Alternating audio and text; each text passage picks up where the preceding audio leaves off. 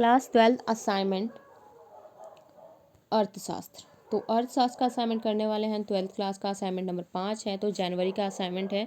जैसा कि हम आपको नवंबर से असाइनमेंट करा रहे हैं, नवंबर का करा दिया हमने, दिसंबर का असाइनमेंट करा दिया है, अब हम जनवरी का असाइनमेंट करा रहे हैं। ऐसे ही आपके आगे भी आपको फेब, मार्च, बाकी सारे असाइनमेंट्स आपको कराए जाएंगे। तो हमारे चैनल को जरूर सब्सक्राइब कर लो। अगर आपका पहले का असाइनमेंट रह गया तो आप जाके उसे कर लो।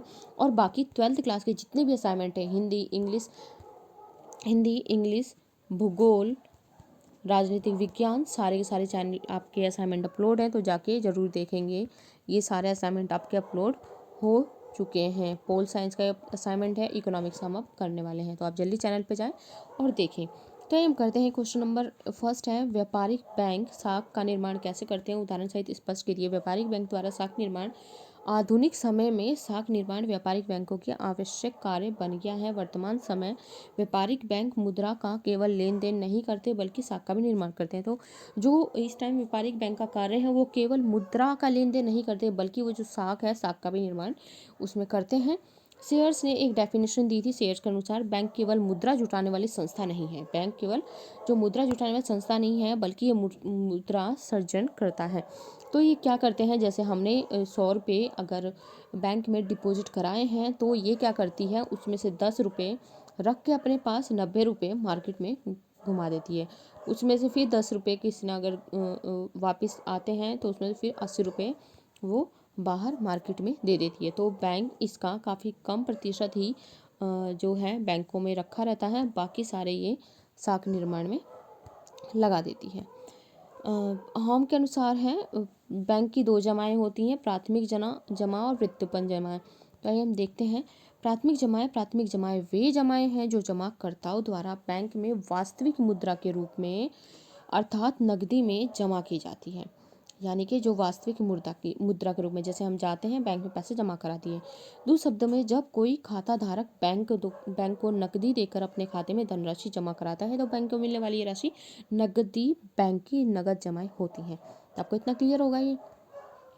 जैसे आप बैंक में जाके पैसे जमा कराओगे यानी कि वो क्या है, प्राथमिक जमाएं हैं। बहुत सिंपल है। इसके बाद उदाहरण के लिए, यदि बैंक का ग्राहक दिनेश अपने बैंक में स्टेट बैंक में अपने बचत की या किसी अन्य खाते में 10,000 रुपये नगद जमा कराता है तो 10,000 भारतीय स्टेट बैंक की नगद अथवा प्राथमिक जमा है। तो उस बैंक की जो 10,000 रुपये राशि है वो क्या है, प्राथमिक या नगद जमा है। तो आइए हम देखते हैं व्युत्पन्न जमा। व्युत्पन्न जमा क्या होती है। इसके विपरीत, जब बैंक किसी व्यक्ति को ऋण देता है तो वह बैंक अपने ही बैंक में उसके खाते में उस ऋण राशि को डाल देता है। तब उस खाते में बैंक द्वारा लिखी गई धनराशि, तो उस खाते में जो धनराशि लिखी गई धनराशि व्युत्पन्न जमा है। व्युत्पन्न जमा प्राथमिक जमा का ही परिणाम है, क्योंकि बैंक अपने नगद कोष के आधार पर ही साख प्रदान करता है। यानी कि जितने ही लोग उसमें पैसे जमा कराते हैं, जैसे मैंने आपको बताया है, कोई 100 रुपये जमा कराएगा तो बैंक उसका 10 रुपये रख लेगा, 90 रुपये वो ऋण के रूप में, लोन के रूप में किसी को दे देता है। तो जैसे किसी को देगा, अगर किसी और को ज़रूरत है, उसने किसी के पैसे चुकाए हैं, वो कहीं ना कहीं किसी न किसी रूप में वापस बैंक में आते हैं, तो फिर उसमें से क्या करेगा, ये 10 रुपये यहाँ से रख के फिर वापस वो कहाँ लगा देगा, ऋण दे देता है। व्युत्पन्न निरपेक्ष का निर्माण ही साख सर्जन है। तो हाँ, हमने कहा था ये।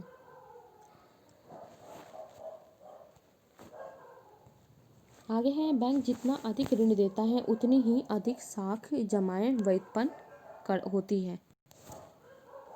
इस प्रकार ऋण जमाओं को उत्पन्न करते हैं और जमाएं ऋणों को जन्म देती हैं। तो आपको क्लियर होगा। इसके आगे हम चलते हैं। नेक्स्ट क्वेश्चन बहुत इंपॉर्टेंट क्वेश्चन है, केंद्रीय बैंक और व्यापारिक बैंक में अंतर लिखिए।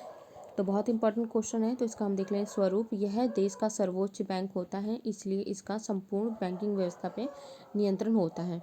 और व्यापारिक बैंक क्या है, देखो, केंद्रीय बैंक सबसे मेन होता है और बाकी ये सबसे मेन होता है, और व्यापारिक बैंक इसी के अंडर में ही आते हैं।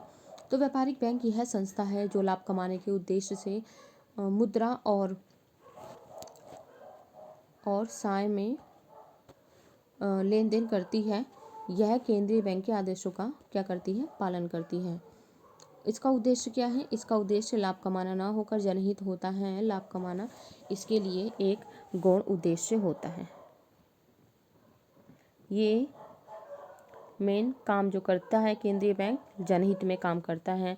और व्यापारिक बैंक का जो प्राथमिक उद्देश्य लाभ कमाना होता है। स्वामित्व की देखेंगे तो यह सरकारी संस्था है। व्यापारिक बैंक स्वामित्व सरकारी तथा गैर सरकारी भी हो सकता है, क्योंकि काफ़ी सारे प्राइवेट बैंक भी हैं। प्रतियोगिता, केंद्रीय बैंक व्यापारिक बैंकरों से किसी प्रकार की प्रतियोगिता नहीं करता, क्योंकि केंद्रीय बैंक मेन है, उसके नीचे ये सारे सारे व्यापारिक बैंक आते हैं। और व्यापारिक बैंक अपने कारोबार को बढ़ाने के लिए अन्य व्यापारिक बैंकों से ये प्रतियोगिता करता है, क्योंकि हमारे पास केंद्रीय बैंक केवल एक ही है, आरबीआई। तो हमारे पास केंद्रीय बैंक कौन सा है? आरबीआई है। इसके जो भी रूल्स और रेगुलेशन होते हैं, जो भी ये पॉलिसीज निकालता है, जो भी रूल्स निकालता है, उसको ही बाकी सारे व्यापारिक बैंक जो होते हैं उनको फॉलो करना होता है। मुद्रा के कार्य बहुत इंपॉर्टेंट क्वेश्चन है, आपको आना चाहिए। मुद्रा के कार्य 4 प्रकार के होते हैं। 4 होते हैं: मापक, माध्यम, मापक, मानक और भंडार। तो मुद्रा के कार्य हम उसका भंडार भी कर सकते हैं। मुद्रा विनिमय का, जैसे विनिमय का माध्यम होता है, कोई वस्तु खरीदते हैं, हम उसे देना होता है किसी को, पैसे दे। जैसे आप कोई भी शॉप पे कोई भी चीज़ परचेज करने जाते हो तो उसके बदले आपको मनी देनी होती है, तो मुद्रा विनिमय का माध्यम है। किसी चीज़ को हम माप सकते हैं, जैसे गोल्ड है, गोल्ड हमें खरीदने जाना है, तो हम उस गोल्ड को कैसे मेज़र करेंगे? तो मुद्रा से वो मापक भी है और एक इसका मानक भी है कि हाँ, हमने इसे मान रखा है कि मुद्रा का मानक। और भंडार यानी कि हम इसे भंडार कर सकते हैं। तो आगे आपका ये एक्सप्लेन भी है, तो देखते हैं। विनिमय का माध्यम, मुद्रा को सामान्य स्वीकृति का विशेष गुण प्राप्त होता है। इसके कारण यह क्रय शक्ति के रूप में बिना किसी व्यवधान या बाधा के, यानी बिना किसी रुकावट के उपयोग में लाई जा सकती है। मौद्रिक विनिमय से मुद्रा से बेहतर विनिमय का कोई माध्यम नहीं है। वस्तु विनिमय की दोहरे संयोग की समस्या को मुद्रा ने हल कर दिया। तो इसका मतलब यही है, पहले बहुत प्रॉब्लम आती थी। पहले लोग वस्तु विनिमय प्रणाली अपनाते थे, जैसे किसी गेहूं के बदले वो क्या देते थे? गेहूं के बदले किसी से चावल ले लिया उन्होंने, चावल के बदले किसी से उन्होंने सब्जी ले ली है, तो वस्तु देकर ही दूसरी वस्तु ली जाती थी। और इसमें दोहरे संयोग की भी काफ़ी समस्या आती थी। अगर किसी को चावल दे के उसे आटा लेना है, तो इसको पहले ढूंढना पड़ेगा कि कौन इसे आटा देगा। ये गेहूं वाले के पास जाएगी, ये सीधे कहेगा मैं तो मेरे पास गेहूं है, ये सब्जी वाले के पास जाएगा। तो पर्टिकुलर कोई जगह डिसाइड नहीं थी, और इसमें दोहरे संयोग की काफ़ी समस्या आती थी। काफ़ी सारी जो प्रॉब्लम्स वगैरह थी उसको मुद्रा ने सॉल्व किया है। और हम मुद्रा को आराम से अपनी जेब में रख के कहीं पे भी लेके जा सकते हैं। बट जो हम वस्तु लेके जाते थे, वस्तु काफ़ी भारी होती थी। मूल्य का मापक, मुद्रा को मूल्य का सबसे बेहतर मापक माना जाता है। मुद्रा एक लेखा इकाई के रूप में मूल्य को मापने का कार्य सरलतापूर्वक कर लेती है। प्रत्येक वस्तु को उसकी लेखा इकाई, जैसे मीटर, किलोमीटर, दूरी आदि में मापा जा सकता है। यह कार्य मुद्रा द्वारा संपन्न किया जाता है। वस्तु विनिमय की इस समस्या को मुद्रा ने हल किया है। उसके बाद है मूल्य का मानक। तो मानक इकाई का भी गुण प्राप्त है मुद्रा की क्रय शक्ति के आधार पर, किंतु मुद्रा का एक मानक स्तर होता है। अतः स्थगित भुगतान के मानक इकाई के रूप में मुद्रा यह कार्य आसानी से संपन्न कर लेती है। यद्यपि मुद्रा के मूल्य में भी उतार चढ़ाव जो है इसमें देखे जाते हैं, परंतु फिर भी उसकी क्रय शक्ति के एक मानक इकाई प्राप्त है। और इससे ना तो देनदार को हानि होती है, ना ही लेनदार को हानि होती है। मुद्रा का भंडार, मुद्रा के संचय की समता का गुण विद्यमान है। इससे मूल्य का संचय आसानी से किया जा सकता है। इसका महत्वपूर्ण कारण यह है कि मुद्रा के क्रय शक्ति अन्य वस्तुओं की अपेक्षा स्थिर रहती है। मुद्रा में शीघ्र नष्ट होने का भय नहीं होता। इसका संचय करने के लिए विशेष और अधिक स्थान की आवश्यकता नहीं होती है। मुद्रा का संचय भविष्य में आवश्यकताओं के लिए भी किया जाता है, जो कि लोग करते हैं, अपनी सेविंग्स करते हैं लोग। आरबीआई के कार्य को जो हमने पढ़ा था, रिजर्व बैंक ऑफ इंडिया, तो यानी कि रिजर्व बैंक केंद्रीय बैंक के समस्त कार्य को करता है, यानी कि केंद्रीय बैंक के रिजर्व बैंक है जो इसके कार्य है नोट निर्गमन। जैसे रिजर्व बैंक को नोट निर्गमन का एक अधिकार प्राप्त है। बैंक 2 रुपये से 2000 रुपये तक के नोट निर्गमित कर सकती है। जिसके लिए न्यूनतम कोष पद्धति को अपनाया गया है। रिजर्व बैंक के पास कम से कम 200 करोड़ रुपए का अंश होना चाहिए, जिसमें से 115 करोड़ का स्वर्ण होना चाहिए, बाकी से जो विदेशी प्रतिभूतियाँ होती हैं वो। दूसरा, साख का नियमन करता है यह नियमन बैंक द्वारा खुले बाजार की क्रियाएं नगद कोषों के अनुपात में परिवर्तन, और इसमें फोर्थ है तरल कोषों के अनुपात में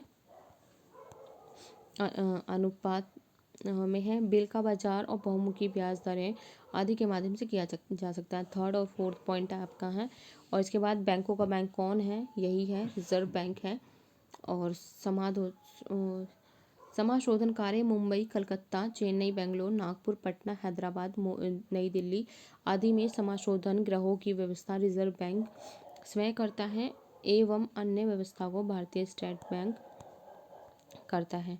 तो आज का हमने जितना भी आपका असाइनमेंट था सॉल्व कर लिया। आई होप आपको असाइनमेंट अच्छा लगा होगा तो आप वीडियो को लाइक कर दें, अपने दोस्तों को भी बताएं, शेयर करें और कमेंट करके ज़रूर बताएंगे आपको हमारी वीडियो कैसी लगी है।